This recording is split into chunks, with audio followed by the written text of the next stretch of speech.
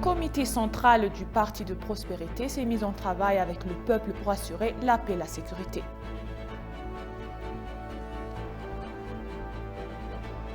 Freeman dit que les forces obscures manipulent les milices ethniques pour déstabiliser l'Éthiopie.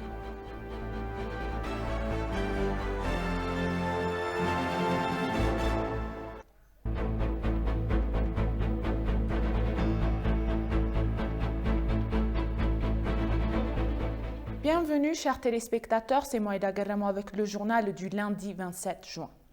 Le Premier ministre Abiy Ahmed a déclaré que l'Éthiopie avait du mal à sortir de ses problèmes actuels et d'avancer sur la voie de l'espoir. Dans une déclaration publiée sur sa page de médias sociaux, le Premier ministre a déclaré l'héritage des problèmes antérieurs de notre pays a du mal à prolonger nos souffrances. Nous aussi, nous luttons pour garder notre espoir vivant. Si nous lui donnons sa chance, les défis nous domineront. Si nous nous battons pour notre espoir, nous le dominerons. Prions pour la tolérance et la solidarité. Sortons et les plantons des arbres pour rendre notre journée plus lumineuse, a-t-il ajouté.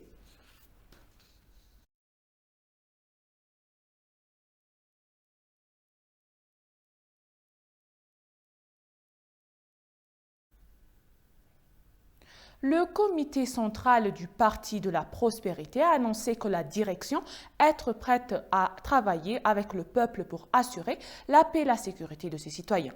Le comité central a noté, qu'en dépit du vaste problème de paix et de sécurité du gouvernement, il reste beaucoup de travail à faire. Tasfaïol de Michael nous présente les détails. La réunion du comité central du Parti de la prospérité s'est principalement concentrée sur les questions de paix et de sécurité du pays. Les membres du comité central ont souligné qu'un certain nombre de forces anti-unité internes et externes ont beaucoup fait pour mettre en danger la paix et la sécurité de l'Éthiopie au cours des 4 dernières années. Bien que beaucoup de travail ait été fait pour contrecarrer le complot des forces, les membres du comité central affirment que le maintien d'une paix et d'une sécurité durable reste un défi. Le gouvernement a traversé un certain nombre d'incidents difficiles qui ont pu être résolus avec succès, mais des problèmes subsistent. Surtout en ce qui concerne les massacres qui ont eu lieu, le comité central a fermement condamné cet acte diabolique. Le gouvernement prend des mesures irréversibles contre ces criminels tenus responsables de ces crimes. Et le gouvernement fait son mieux pour assurer l'élimination des crimes en tant que tels.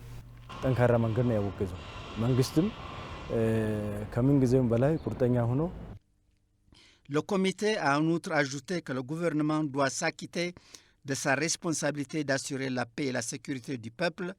Ils ont également dit qu'il devrait y avoir un moyen de tracer la ligne pour tenir les forces anti-paix plus responsables. L'une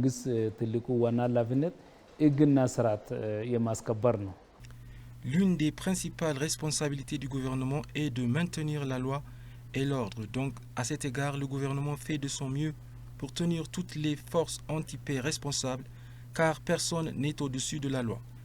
Des opérations de maintien de l'ordre sont en cours pour que ces criminels soient placés en garde à vue ou que des mesures irréversibles soient prises.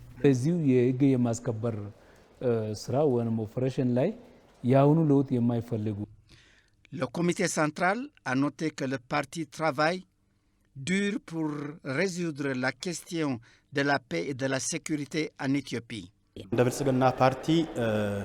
En tant que parti de la prospérité, les questions de paix et de sécurité sont en effet notre principal programme.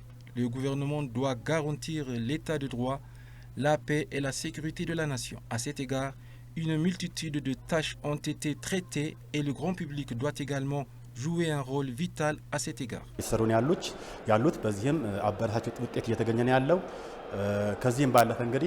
Il a souligné que les processus de paix actuels nécessitent beaucoup de travail, mais le gouvernement peut en tirer le meilleur parti.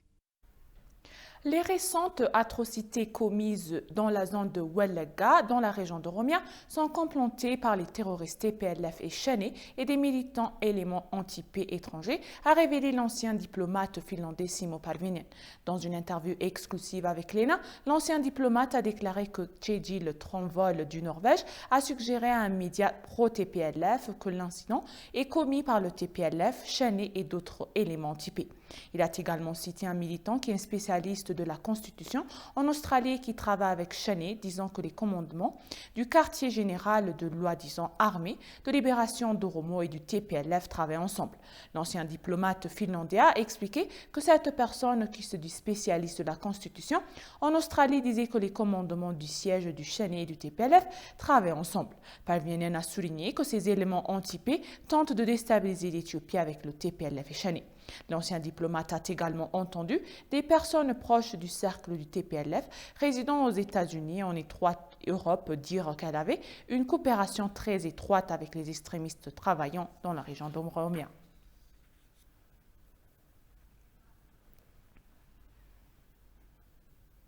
Les milices nationales ethniques manipulées par des forces obscures de l'extérieur et l'intérieur du pays veulent s'assurer que l'Éthiopie s'est définitivement déstabilisée. Un analyste politico-économique américain, Lawrence Freeman, soutient fermement que le récent massacre de civils dans la région d'Oromia est le résultat d'une polarisation ethnique. Meta Sabeo Daraga nous présente les détails. La polarisation ethnique est identifiée comme source de conflit en Éthiopie. Maintenant, c'est utilisé comme une arme par des personnes à l'intérieur de l'Éthiopie, des gouvernements à l'extérieur du pays et des forces intentionnelles pour renverser l'unité et la stabilité de l'Éthiopie. Un analyste politico-économique américain, Lawrence Freeman, affirme que le massacre qui s'est produit contre des civils innocents est commis par des groupes ethniques nationaux manipulés de l'extérieur du pays et à l'intérieur du pays par des forces obscures qui veulent s'assurer que l'Éthiopie est déstabilisée en permanence, a noté l'analyste. Il a indiqué que les forces obscures à l'extérieur de l'Éthiopie et à l'intérieur du pays qui ne veulent pas voir une Éthiopie stable, prospère et souveraine ont exploité cela.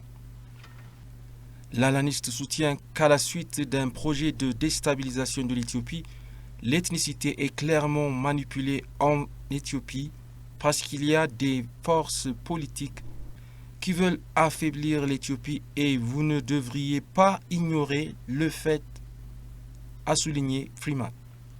Interrogé sur les récentes attaques à Welega contre des civils par des milices, il a répondu à l'ENA que les forces étrangères utilisent ces milices pour déstabiliser la nation. Compte tenu de la perspective concernant les récentes forces ethno-nationalistes qui sont soutenues par des ennemis extérieurs et intérieurs de l'Éthiopie pour menacer le pays, l'analyste a souligné que le troisième remplissage du grand barrage de la Renaissance éthiopienne pourrait être une cause immédiate. Dans les semaines à venir, ce sera le troisième remplissage du grand barrage de la Renaissance auquel se sont opposés non seulement l'Égypte et le Soudan, mais aussi les pays occidentaux. Ce barrage produit de l'électricité et pourrait changer la donne dans la corne de l'Afrique et il y a des gens qui ne veulent pas que cela se produise. Il justifie. Si vous avez des gens qui se battent entre eux et des conflits interne constant, alors vous avez un gouvernement instable qui peut facilement être manipulé à des fins politiques extérieures. S'exprimant sur l'engagement du gouvernement éthiopien pour la paix et pour résoudre le conflit dans le nord de l'Éthiopie, l'analyste doute de la gravité du TPLF terroriste qui exige des concessions. Il a blâmé les nations occidentales et les médias pour leur incapacité à soutenir le gouvernement dès le départ. Ils ont plutôt soutenu le TPLF. Il a en outre déclaré qu'il y avait aussi une croyance parmi le peuple que ces puissances auraient pu changer leur position maintenant pour avoir un gouvernement affaibli en Éthiopie. Le terroriste ethno-nationaliste et les milices comme l'OLF Chéné et le TPLF mènent maintenant ces attaques et ces perturbations qui visent toutes à affaiblir l'État-nation éthiopien, a expliqué Freeman. Les dirigeants éthiopiens doivent s'engager dans un processus, une véritable discussion sur l'histoire politique culturelle de l'Éthiopie et sur ce que l'État-nation signifie pour les citoyens éthiopiens, a recommandé l'analyste.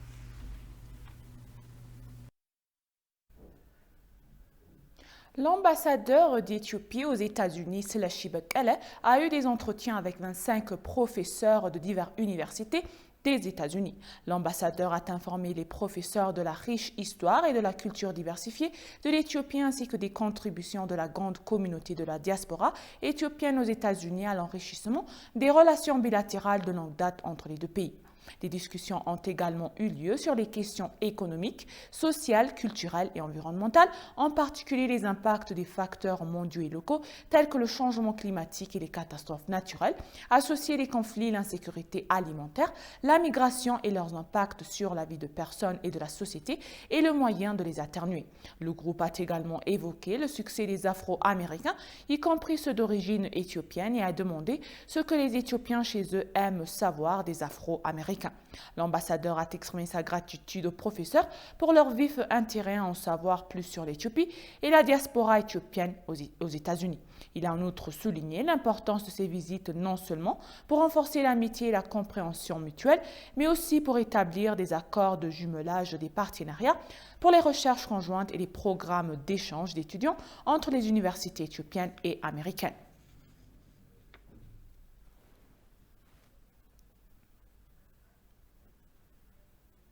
L'Ethiopian Agricultural Works Corporation a révélé avoir généré 600 000 $ grâce aux exportations de résines naturelles et encens vers l'Europe, les États-Unis, l'Amérique latine et l'Afrique au cours des 10 derniers mois. La société qui fournit des intrants agricoles et met en œuvre des services intégrés de mécanisation agricole aux agriculteurs et aux élevateurs des prix adorables permet au pays de tirer des devises de secteurs en fournissant des produits forestiers tels que l'encens, les raisins naturels et le myrrhe aux populations locales et aux marchés internationaux.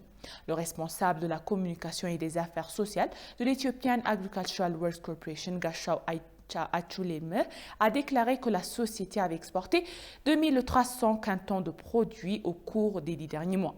Depuis sa création, il y a environ 6 ans, la société a gagné plus de 13 millions de $ grâce à l'exportation d'encens, de raisins naturels, de myrrhe et d'abricots et 79 millions de birr grâce à la production nationale.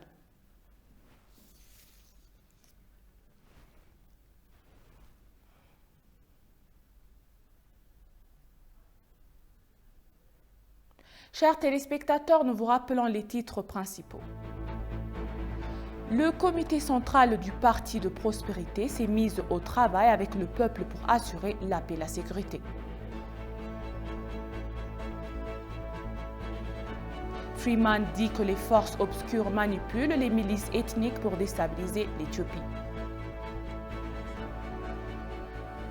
Merci, chers téléspectateurs. Ainsi s'achèvent les journaux du jour. C'était Moïda Garramo avec le journal. Restez avec nous avec le reste des programmes. Je vous souhaite une bonne journée.